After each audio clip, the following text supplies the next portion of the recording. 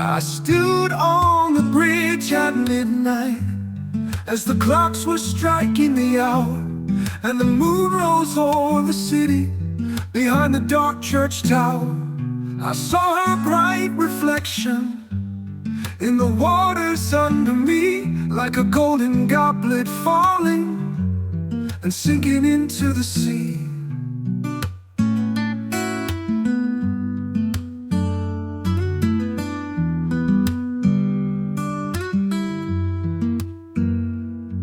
And far in the hazy distance of that lovely night in June, the blaze of the flaming furnace gleamed redder than the moon.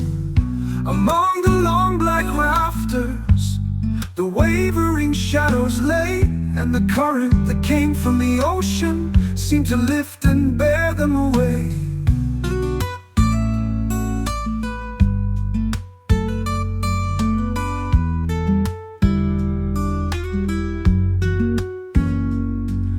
Sweeping and eddying through them rose the belated tide, streaming into the moonlight.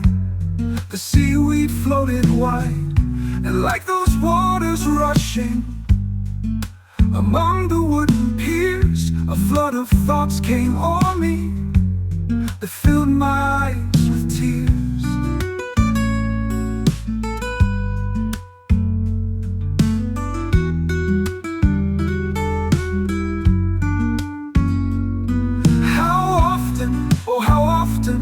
In the days that had gone by, I had stood on that bridge at midnight and gazed on that waving sky.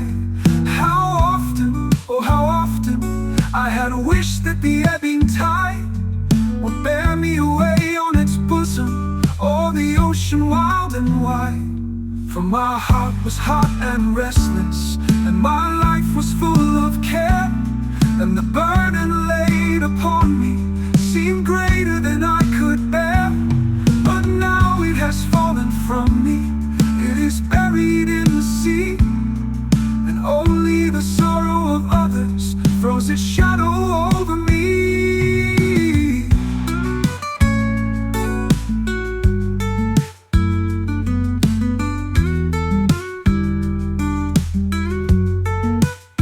Yet whenever I cross the river on its bridge with wooden piers, like the odor of brine from the ocean comes the thought of other years. And I think how many thousands of care-encumbered men, each bearing his burden of sorrow, have crossed the bridge since then. I see the long procession still passing to and fro, the young heart hot and restless, and the old subdued and slow.